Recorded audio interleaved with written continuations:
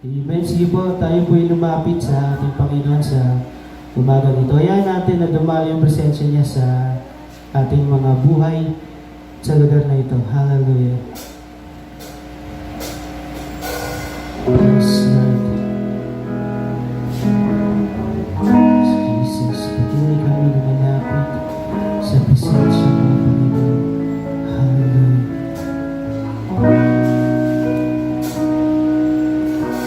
Walang ibang nagmahal sa akin ng tulad mo. Pag-ibig mo'y wagas at di nagbabago. Pinatunayan mo ito sa krus ng Kalbaryo. Kaligtasan sa'yo ay natamo. Dahil sa'yo tanging pagmamahal, ako ay natubos sa kasalanan. Sasambahin kita at pupurihin pa bilang tanda ng aking pagmamahal. Ikaw ang hari at tagapagligtas, banal mong pangalan aming itataas. Panginoong Jesus, aking Diyos, iaalay ko sa'yo aking lakas. Hallelujah, minsan pa. Walang ibang nagmahal sa akin ang tulad mo. Lord, maraming salamat sa pag-ibig mo.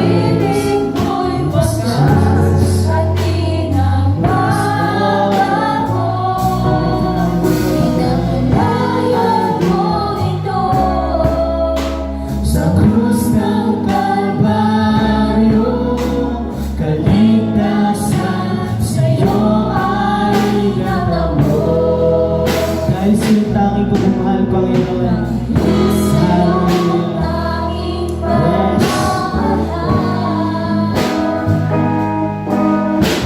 Ako ay natubos sa kasalanan. Sasambahin kita at pupurihin pa bilang tanda ng aming pagmamahal.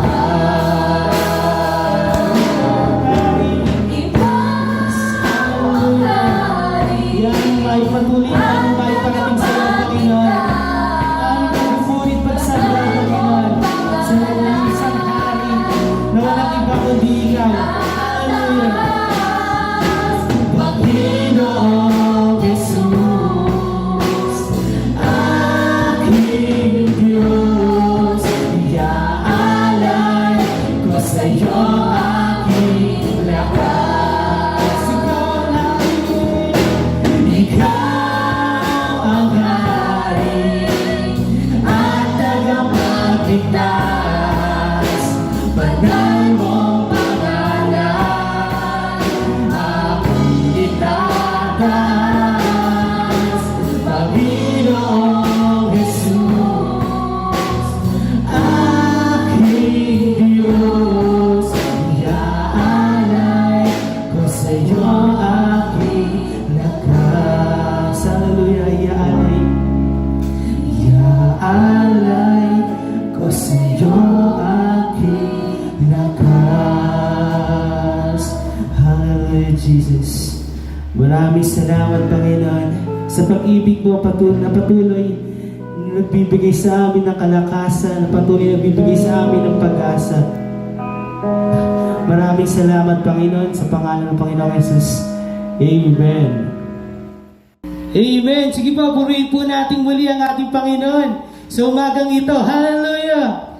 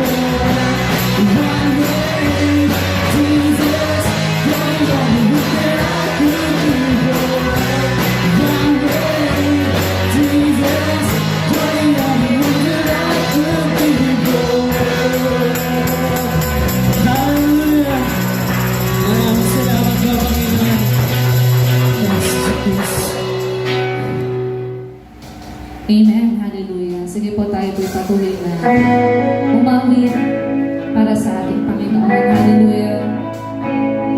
Ito yung awitin na buong puso tayong nagpapasalamat dahil biligtas tayo ng ating Diyos.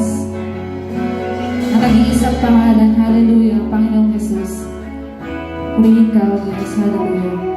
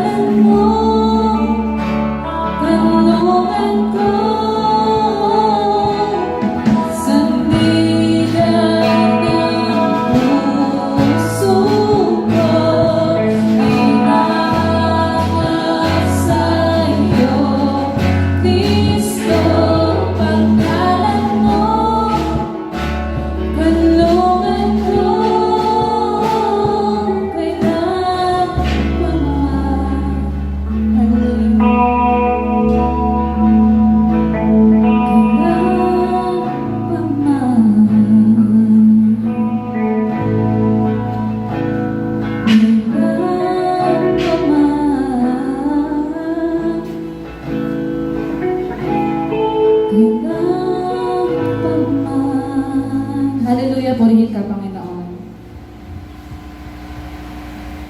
Alam mo bang sa buong lifespan ng tao, 65,000 miles ang kaya niyang lakarin? In simple illustration, para mo nang nilibot at nilakad ang buong mundo ng 3 beses ang katumbas nun. This fact actually leads me to realization na napakadami ko palang ginawang paghakbang at paglakad noon na hindi ko kasama ang Diyos. Ako nga pala si Syra, at ito ang kwento kung paano ako niligtas at binago ng ating Panginoon. Way back 2012, second year high school ako noon, natuto akong magbasa ng pocket books. That was the time when I learned na pwede palang maging masaya sa isang mundong hindi naman talaga nag-e-exist sa totoong buhay. From 2013 to 2014, high school days pa din, from pocket book, natutunan kong magbasa ng Wattpad. At first, tamang kinig lang sa mga nababasang love story and I tend to imagine na ako ang bidang babae sa mga kwentong nababasa ko. Kadalasan, inaabot na ako ng 6 ng madaling araw just to finish one book. Minsan, minameditate ko pa yun hanggang sa totally, hindi na talaga ako makatulog. Hindi nagtagal, medyo na-boring na ako sa love story na genre, so I tried different style. Romance, adult, and even X-rated. From that point, na-expose ako into different words and dialogue na hindi pa dapat nababasa ng kabataang tulad ko. I was 14 years old that time, by the way. In just a span of years, ang dami kong kinahiligan na wala namang mga kabuluhan. Gumawa ko ng sarili kong mundo at kinalong ko yung sarili ko doon. I wasted my time and youth sa pocket book, Wattpad stories at mga artista without knowing na I was being exposed na pala into a much worse scenario. Out of curiosity, I unconsciously involved myself in watching pornography. Malalaswang scenes ng movies, mga videos na hindi pa dapat makita at mapanood ng isang kabataang tulad ko. I was 17 years old way back then. Dala at pitpit ko ang lahat ng mga karanasan na yon without even realizing na kasalanan na pala ang mga pinagagagawa ko. Thank God, dahil year 2015, someone approached me and invited me to attend the cell group. College na ako noon and I was not really into it that day kasi para sa akin, boring at akselang sa oras. Mas mainam na mag-focus na lang ako sa pag-aaral kaysa magpanggap na banal. As time goes by, unti-unti akong naiengganyo na magpatuloy sa cell group. Until such time na pati mga Sunday service and youth fellowship, inattendan ko na din. I was even delegated as primary leader months after ng encounter experience ko with the Lord. Legit, sobrang daming binago sa akin ng Panginoon. Napakadami kong natutunan at nagkaroon ako ng matibay na pananampalataya sa Kanya. From that day, I was convinced na napalaya na ako mula sa mga kasalanan ko. Pinilit kong itigil lahat ng mga binabasa, pinapanood at kinahuhumalingan ko noon. I'm almost near surrendering my whole self to the Lord until such time na nagkagusto ako sa isang tao. Sobrang nagustuhan ko siya. Palagi kaming magkasama at kahit na hindi malinaw kung ano bang meron sa amin, I still allowed myself to assume and anticipate na someday, kaming dalawa. Dumating pa sa time na sa sobrang dalas naming magkasama, we tend to experience and do some things that is beyond our limitation. Sobrang lagpas na sa limitation na hindi pa dapat nararanasan ng isang babae at Kristiyanong kabataan. That time was my darkest year bilang Kristiyano. Lahat ng mga kasalanang pinaghirapan kong tanggalin nung nagsa-cell group pa lang ako, unti-unting bumalik. People around me believes na sobrang bait ko, sobrang sipag ko sa church, sobrang faithful ko sa Panginoon, pero hindi nila alam, I'm silently fighting a battle. Nalulunod ako sa kasalanan. Mas malupit sa mga nauna kong naranasan. Pinabagsak ako ng sobra. At kailangan ko ng kalayaan. Isang pitik na lang, susuko at aayaw na sana ako. Pero everything changed when I fell my knees into ground. Kasabay ng pagluhod ay pagpatak ng mga luha ko. I was really devastated. Pero that day, sobrang binasag ako ng Panginoon. Iniyak ko sa Kanya lahat. Buong puso akong nagsisi and I recommit myself again na starting that day, hinding-hindi ko na ulit gagawin yung kasalanang ginawa ko from the past. At hindi ako binigyan ng Panginoon. Inalis niya ako sa mga sitwasyon na yon at ngayon, by His grace and mercy, patuloy pa rin ako nakakapaglingkod sa Kanya. Kung dati sa walang kabuluhan ko inaaksaya ang panahon at lakas ko, ngayon talagang bumabawi ako sa Panginoon. He used me as His minister, usher, MC, at ngayon, isang cell group leader. Hindi ko akalaing sa napakasamang nakaraan ko na hindi ko man lang maikwento ng buo sa maraming tao. Hindi pa rin nagdalawang isip ang Diyos na gamitin ako. Ngayon, sa biyaya niya, I am leading a cell group and training 7 potential leaders na gagamitin ng Diyos in the future for His vision. Nag-undergo na rin ang iba sa mga trainings and ngayon, buong tiyaga at sipag kami nagtutulungan para mapalakas ang isa't isa at maabot ang mas maraming kaluluwa. Tunay nga, na once you dedicate your body and self fully to the Lord, holy, pleasing, and acceptable to God, He will use you, by His grace, mightily and effectively. If the stars were made to worship, so will I. Again, ako si Syra, minsang nanghina, pero patuloy at araw-araw na pinapalakas ng Panginoon. To God be the glory. Dating sinubok ng panahon, ngunit sa biyaya ng Diyos, muli niya akong binabangon. Hindi lang sa pagtangkilik sa mga artista, umiikot ang buhay ko noon. But there is some situation na naging dahilan ng pagkabagsak ko at mawalan ng gana sa buhay. I was bullied before by my classmates to the point na ito ang naging dahilan ng pagkatakot ko sa mga bagay na hindi ko nagagawa kahit gustuhin ko man. Through that, I am emotionally driven and I have fear na humarap sa maraming tao at ito ang naging dahilan para magkaroon ako ng mababang kumpiyansa sa sarili.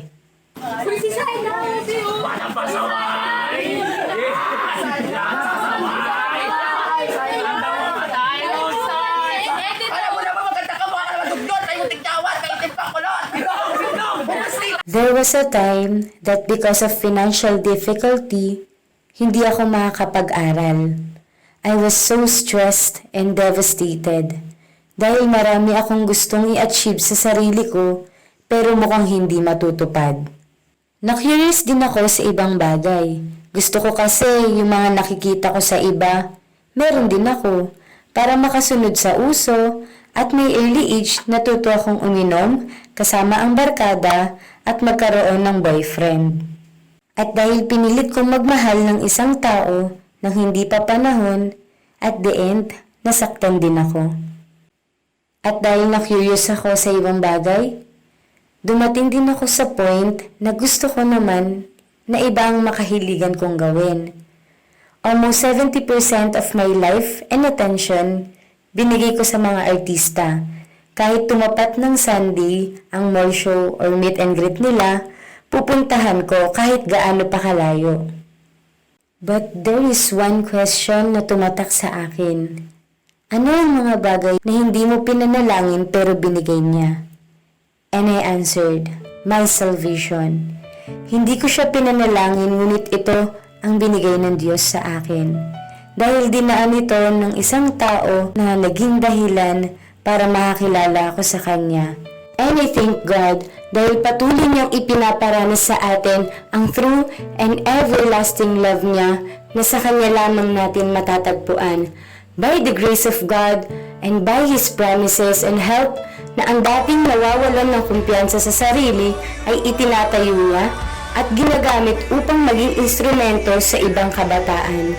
Ang dating nawawalan ng pag-asa dahil hindi makakapag-aral, sa biyaya ng Diyos ay pinagtapos niya ng pag-aaral at sisikapin na abutin ng mga pangarap sa buhay. Ang dating humihiyaw, sumisigaw, nagkakandara pa sa mga artista, ngayon humihiyaw, sumasayaw at umaawit na para sa Panginoon. Natakot ako, nag-alala, umiyak.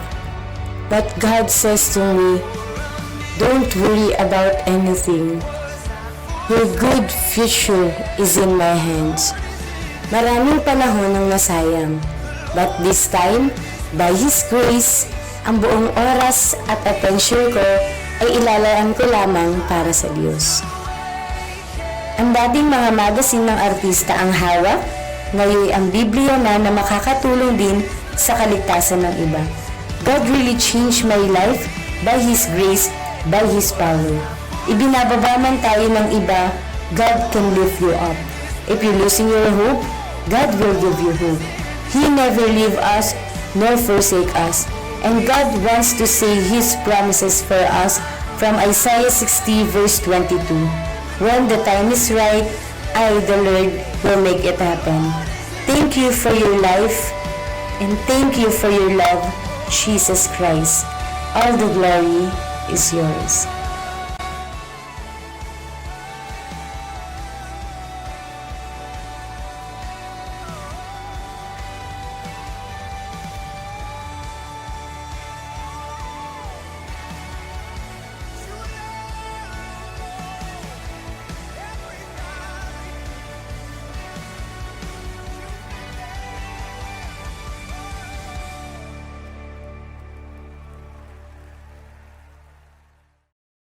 Amen. Magandang hapon sa ating lahat. Purihin ng Diyos sa hapong ito. Bagamat sabi nga, ngayong araw na ito ay inaalala natin ang isang napakahalagang pangyayari sa isang Kristyanismohan kung saan inialay ng ating Panginoong Hesukristo ang kanyang sarili para po sa atin. Ito po yung tinatawag na paghihirap ng Panginoon hanggang sa kanyang kamatayan sa krus ng Kalbaryo. Maraming salamat dahil ang kamatayan ng Panginoong Hesukristo sa krus ng Kalbaryo ay isang napakahalagang pag-alala po nating lahat kung gaano tayo kamahal ng Diyos. Sabi nga doon sa pag inalala natin yung 7 last word, ang unang word doon ay nagsasabi ng pagpapatawad, Sabi sa Luke 23 verse 34, Father, forgive them for they do not know what they are doing. So pinapaalala sa atin ng Panginoon na ang kanyang walang sawang pagpapatawad po sa atin na gusto po tayong patawarin ng Panginoon. Kaya nga po sabi sa Acts 2 verse 21, "And it shall be that whoever calls in the name of the Lord shall be saved." Na sino mang tatawag sa pangalan ng Panginoong Hesukristo ay magkakaroon po ng kaligtasan. Dahil bakit po? Siya po yung ating kaligtasan. There's no other name given unto heaven for us to be saved but the name of our Lord Jesus Christ. Ano po sabi ng Acts 4 verse 12 na walang ibang pangalan na binigay sa silong ng langit na sukat ikaligtas natin, kundi pangalan lang po ng ating Panginoong Hesukristo. Na ang ibig sabihin lang po, ang daan papunta sa ating kaligtasan ay Panginoong Hesukristo lamang po at wala na pong iba. Kaya po ganun po tayo kamahal ng ating Panginoong Hesukristo. Imbis na tayo ang umabot sa Kanya, siya po yung umabot sa atin. Ganun po ang pagmamahal ng Diyos po sa atin. Sabi ng John 3:16, "For God so loved the world, He gave His only begotten Son, whosoever believe in Him will not be perished but have an everlasting life." Gayun na lamang po ang pag-ibig ng Diyos sa sanlibutan, binigay niya ang kanyang kaisa-isang anak na si Jesucristo. Sino man sa kanya ay sumampalataya ay hindi mapapahamak kundi magkakaroon ng buhay na walang hanggan. Kapatid, ang araw na ito ay pinasinasamantala nating kaparaanan upang ihayag kung gaano tayo kamahal ng Diyos. Ang kamatayan ni Jesus sa krus ng Kalbaryo ay pagpapahayag ng kanyang pag-ibig po sa atin. Ano nga po? Na tayo ay may kaparaanan ang Diyos para isama tayo sa buhay na walang hanggan. Kung saan sinabi ni Jesus Christ doon sa isang magnanakaw na nanampalataya sa kanya, sabi niya, ngayong araw ding ito, truly I say to you, today you will be in paradise. Sasama siya ng Panginoong Hesukristo sa kaharian niya sa paraisong tinatawag. Ano po ibig sabihin nito? Isa lang po ang ibig sabihin nito, tayong mga walang pag-asa ay binibigyang pag-asa ng Diyos, ng Panginoong Hesukristo na isama sa kanyang kaharian. Magtiwala lang po tayo sa kanya, tumawag lang po tayo sa kanya, bigay natin ang ating pagtitiwala po sa kanya. Bakit po? Siya po yung daan papunta po sa buhay na walang hanggan. Kaya purihin po ang Diyos. Bakit po ang tunay na mensahe ng Diyos na gusto niya ay ang object ng kanyang love is you and me. Yun po yung object. Ang pinatutungkulan ng pag-ibig ng Diyos ay ikaw at ako. Bakit? Tayo po ay mahal ng Diyos sa kabila ng tayo ay makasalanan. Mahal ka ng Diyos sa kabila na ikaw ay makasalanan. Mahal ba ng Diyos sa kasalanan? Hindi po. Ikaw po ang mahal ng Diyos. Ayaw ng Diyos na ikaw ay mapunta sa kapahamakang walang hanggan. Ang nasa ng Panginoon, dalhin ka sa buhay na walang hanggan sa kanyang kaharian. Ang kalooban ng Diyos ay buhay na walang hanggan. For the wages of sin is death. Ang bayad po, may bayad po ang kasalanan mo, kamatayan. Ang bayad ang kasalanan ko, kamatayan. Ang kamatayan, yun po yung bayad. Wages of sin. Ano po? But sabi, the free gift of God is eternal life. So ang walang bayad na kaloob ng Diyos sa ating lahat, sa iyo at sa akin, ay buhay na walang hanggan in Jesus Christ our Lord. Kay Hesukristo na ating Panginoon at ating tagapagligtas. Ang ibig lang pong sabihin, may nagbayad sa iyong kasalanan at sa aking kasalanan. Ito yung Panginoong Hesukristo doon sa krus ng Kalbaryo. Binayaran niya ang kasalanan mo at kasalanan ko. Ano po? Binayaran. May bayad na. Nagbayad na ang Panginoong Hesukristo. Kaya nga po, ibinigay niya ang kanyang sarili. Kaya sabi, tunay bang pinabayaan ng Diyos, ng Ama, ang kanyang anak na Jesucristo sa krus ng Kalbaryo? Yes, pinabayaan po niya.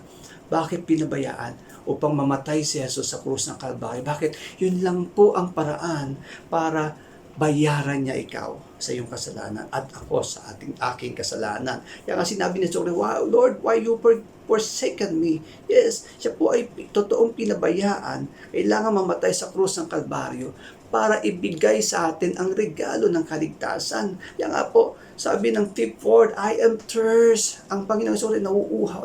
Bakit uhaw ang Panginoon? Uhaw ang Diyos. sa pagmamahal. Uhaw siya pa sa pagmamahal mo at pagmamahal ko. Bakit? Sabi ng Bible, ang lahat ng tao ay lumiliko sa kaliwa at sa kanan. Lahat ng tao ay nagkasala. Lahat po tayo ay hindi nag-iisip tungkol sa Diyos. Ano po?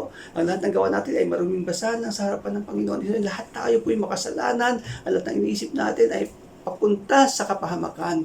Pero salamat, may Jesus na nagbuwis ng buhay para sa atin. Kaya lang sabi nga ay, nauuhaw siya. Bakit siya uhaw? Uhaw siya sa pagmamahal po natin. Gusto ng Diyos na buksan muli natin ang puso natin sa Kanya. Amen. Bakit po? Tinapos ni Jesus, sabi niya, it is finished, John 19:30, tinapos niya ang alin? Ang kanyang misyon sa krus ng Kalbaryo. Tinapos niya ang kanyang misyon dito sa earth, na iligtas ka, iligtas ako. Sabi niya, tinapos niya po ang lahat. Siya po yung naging daan sa kaligtasan po nating lahat. Inialay niya ang kanyang sarili para sa ating lahat. Para sabihin natin sa huli, ano po, na tayo man, amen, ay makakapasok din sa kanyang harian. Mga kapatid, mahal po tayo ng Diyos. Amen po. Mahal ka ng Diyos. Mahal ako ng Panginoon. Ang nasa niya po sa ating lahat.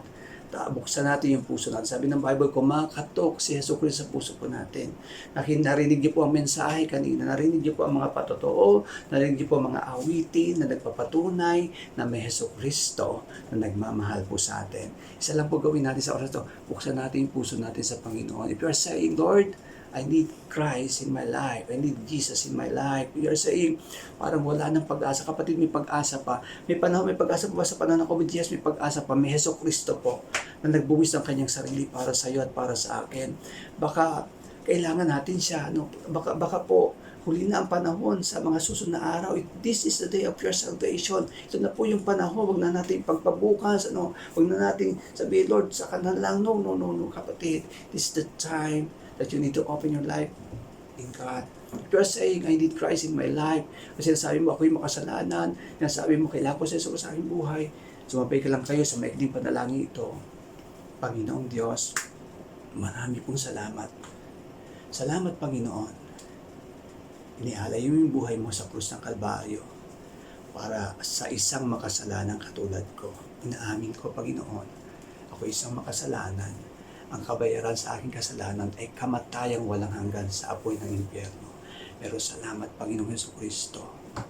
Inako mo yung kasalanan ko sa krus ng Kalbaryo. May nagbayad sa aking kasalanan upang ako'y tanggapin, upang ako'y pawalang sala. Salamat, Panginoon, sa dugo mo sa krus. Ako'y pinapawalang sala ngayon sa aking pananampalataya.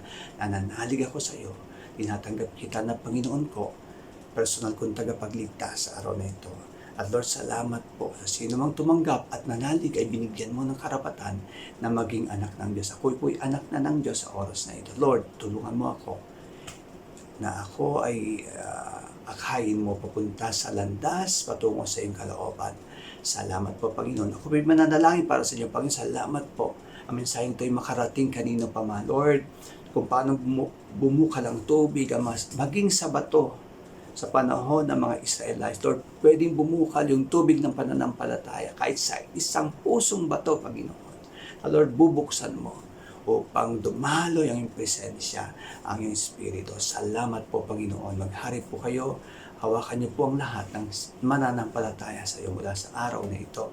Lumakad sila sa pananampalataya at tulungan mo silang makasunod sa iyong kalooban. Salamat po, Panginoon. Pagpalain mo ang bawat nakikinig sa araw na ito. Maging daan ito, Lord God, ng matanoy ang pagbabago ng aming isip, pagbabago papunta sa pagbabago ng bansa namin. Salamat, Ama, sa iyo po ang kapurihan sa pangalan ni Jesus. Amen. Pagpalain po tayo ng Panginoon.